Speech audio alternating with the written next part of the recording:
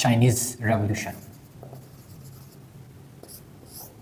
Chinese Revolution took place from 1911 to 1949. इसके अलावा 1949 के बाद भी बहुत सारे सोशल चेंजेस आए और टाइमन स्केयर तक 1989 में पेश आया जब मैसिव स्केल पर स्टूडेंट्स ने प्रोटेस्ट किया against the communist regime. Rose from all over the center of Peking. It was unremitting. On the streets leading down to the main road to Tiananmen Square, curious people stared in disbelief at the glow in the sky, listening to the sound of shots. Heading down the road was a hazardous business. They yelled and shouted, and then as troop lorries were seen moving down the road, there was gunfire from those lorries. The bicycle rickshaws scooped up the injured, others were shunted onto bikes and pedaled to hospital. Many were carried away by frantic local residents.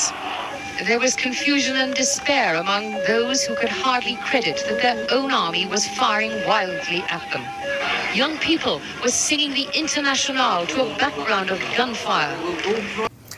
तो Chinese revolution के father of Chinese revolution थे sun Yat-sen.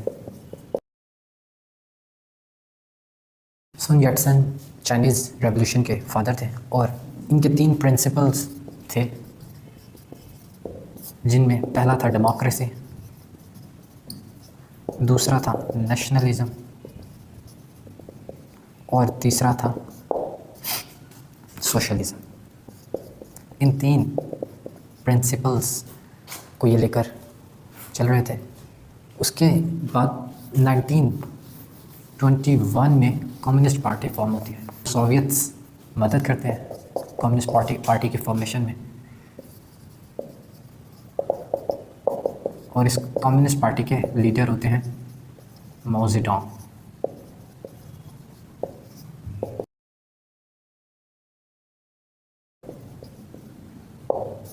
ये माओ Zedong communist party को lead करते हैं और nationalist party को lead करते हैं काइशेक और इन दो के दरमियान सिविल वॉर चलती है। माओ ज़ेडोंग लॉन्ग मार्च अनाउंस करते हैं और 1945 तक ये सिविल वॉर चलती है। 1945 में जापानीज़ इन्वेजन के अगेंस्ट काइशेक की आर्मी भी फाइट करती है और माओ की गुरिल्ला वॉरियर्स भी फाइट करते हैं और माओ के गुरिल्ला वॉरियर्स की परफॉर्मेंस ज़्यादा बेहतर रहती है एज़ कम्पेयर टू काइशेक की जो वॉरियर्स या काइशेक की जो आर्मी होती है उसके। तो Mao Zedong after the defeat of Japan in second world war इनको जो लेफ़्ट ओवर वेपन्स होते हैं सोवियत वो माओ ज़ेडोंग को हैंड ओवर कर देते हैं और देन स्टार्ट होता है 1947 में वायलेंट रेवोल्यूशन।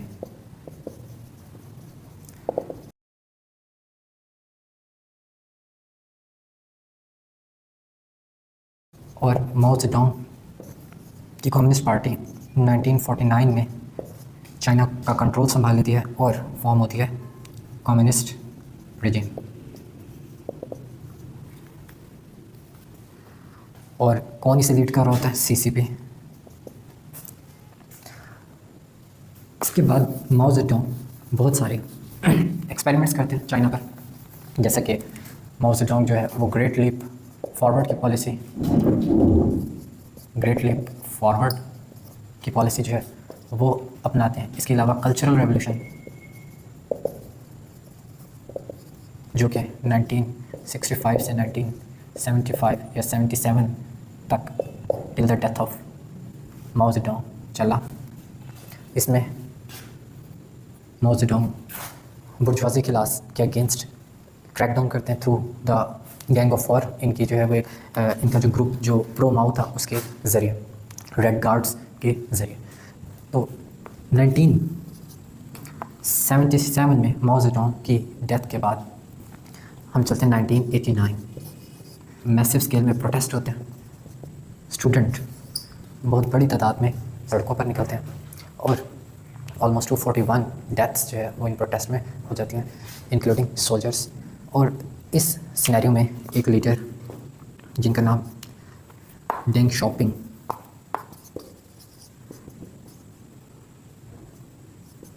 वो सामने आते हैं और डेंग शॉपिंग जो है ये फिर चाइना में रिफॉर्मेशन का अमल स्टार्ट करते हैं। यहाँ से चाइना की तरक्की का एक्चुअल सफ़र स्टार्ट होता है। और किस वजह से? स्टूडेंट्स के प्रोटेस्ट की वजह से, और स्टूडेंट्स का गवर्नमेंट को फोर्स करना कि वो जो है चेंजेस लेकर आए अपनी पॉलिसी में। तो डेंग शॉपिंग यही करते हैं, जो माओ जेडोंग की स्ट्रिक्ट पॉलिसीज थी उसमें मॉडरेशन लेकर आते हैं, नॉर्मलाइजेशन लेकर आते हैं, एंड देन चाइना जो है वो ग्रो करता है। Perhaps as many as 500,000, even more. In the history of communist China, there has never been anything like this. For the first time in huge numbers, the ordinary men and women of Beijing, the old and the young, professors and taxi drivers, have joined the student protest, lending their support to what has now taken on all the appearances of a peaceful popular uprising against the oppressiveness of communist rule. As the afternoon wears on here, the crowd... डेंग shopping ये quote है,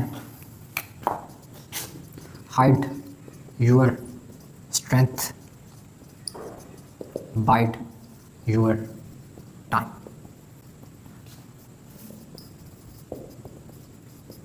और हमें ये China में इसकी practical example भी मिलती है कि चाइना ने कैसे अपनी स्ट्रेंथ को फुली एक्सप्रेस किए बगैर ग्रो किया, और वक्त आने पर जो है चाइना एक लीडिंग इकॉनमी भी है और एक स्ट्रॉन्ग कंट्री भी है। इसमें एक शख्स बहुत मशहूर हुआ जिसकी वीडियो अभी भी यूट्यूब पर मौजूद है। वो शख्स एक कतार में आते हुए जो चाइनीज़ लिबरेशन आर्मी थी या पीपल्स लिबरेशन आर्मी थी, उनके टैंक्स के सामने सीना तान कर खड़ा हो गया और उसने उन टैंक्स को आगे जाने नहीं दिया।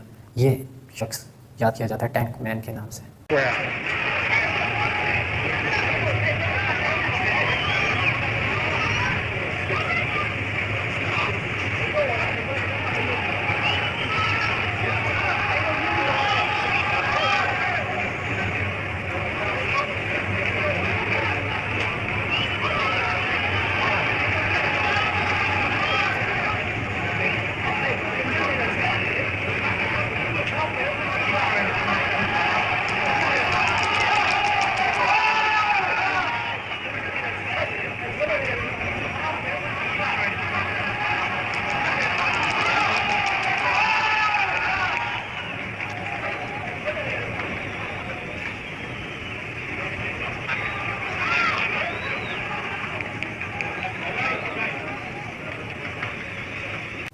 तो चेंजेस उस वक्त आते हैं जब पढ़ा लिखा तबका, जब स्टूडेंट्स वो स्टेप लेते हैं, वो आगे आते हैं और अपने ज़ाती मफाद से बालातर होकर मुल्क के मफाद के लिए सोचते हैं। तो चाइना को अगर हम देखें तो चाइना पिछले 20 सालों से कॉन्स्टेंटली एक इम्प्रेसिव ग्रोथ रेट शो कर रहा है। और उसकी वजह क्या है? हालांकि डेंग शॉपिंग के बाद से जो चाइना की इकॉनमी थी उसको भी समवॉट एक ओपन इकॉनमी में कन्वर्ट कर दिया गया। हम अक्सर वक्त सुनते हैं कि चाइना के मॉडल से हमें सीखना चाहिए। हमें चाइना के मॉडल से क्या सीखना चाहिए? चाइना में आज भी स्टेट कैपिटलिज्म है, यानी स्टेट कंट्रोल्ड कैपिटलिज्म है। चाइना ने एक ऐसी पॉलिसी को अपनाया जिसमें दो पैरेलल इकोनॉमीज़ उन्होंने डेवलप की, टू पैरेलल इकोनॉमीज़। एक था गवर्नमेंट का पाथ और एक था प्राइवेट कंपनीज़ का पाथ। और उन्होंने प्राइवेट कंपनीज़ को लागू किया कि वो जब गवर्नमेंट की रेट्स पर किसी चीज़ को प्रोड्यूस करेंगे तो उनको इजाज़त है कि वो उस चीज़ को जितनी मर्ज़ी मकदार में प्रोड्यूस कर लें, मैस प्रोडक्शन भी कर लें। लेकिन जब तक कोई प्राइवेट कंपनी गवर्नमेंट की जो रेट है उस पर किसी चीज़ को प्रोड्यूस करने में नाकाम रहेगी तब तक कि वो अपना बिज़नेस कर सके। और चाइना में बिजनेसेस का क्रैकडाउन जो है वो हमने देखा है। जैक मा जो कि अलीबाबा के फाउंडर हैं उनके खिलाफ भी क्रैकडाउन हुआ। तो उनकी आइडियोलॉजी है एक सोसाइटी को आगे लेकर चलने की। उनकी आइडियोलॉजी है कि सब के अंदर जो है वो एक इक्वालिटी को मेंटेन करने की, ना कि पर्सनल गेंस जो हैं, इंडिविजुअल गेंस को परसू करने की।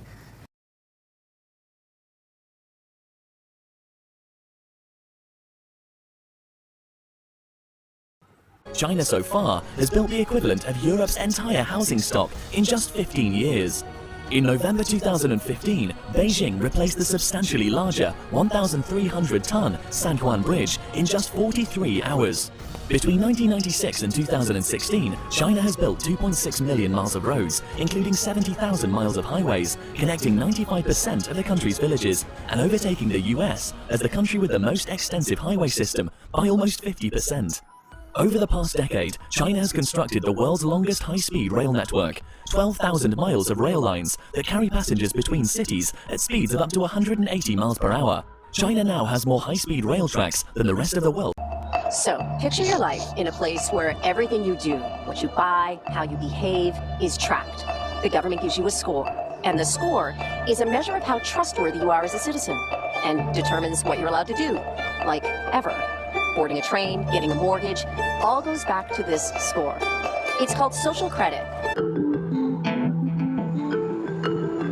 The system's eyes are in big data, artificial intelligence, and roughly 200 million surveillance cameras. The scores go from 350 to 950 and are based on habits and behavior. Buy clothes or diapers, it's good. A lot of alcohol, too many video games, not so good. And it's mandatory. When it goes national, social credit scores will be assigned to every one of China's citizens for life. In 2014, the Communist Party called for a system to allow the trustworthy to roam everywhere under heaven, while making it hard for the discredited to take a single step.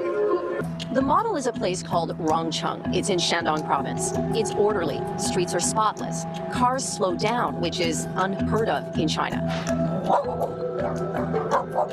Words like honesty and credibility appear on propaganda posters. Display cases show pictures of Rongcheng's most honored citizens. You start with 1,000 points, and you can print out your report anytime. You lose points for things like jaywalking, littering, tossing cigarette butts, or spreading rumors. Cameras do a lot of the surveillance work, but it's pretty analog too, like posters that list the ways you can gain or lose points. And each night, local TV shows the surveillance highlights of the day.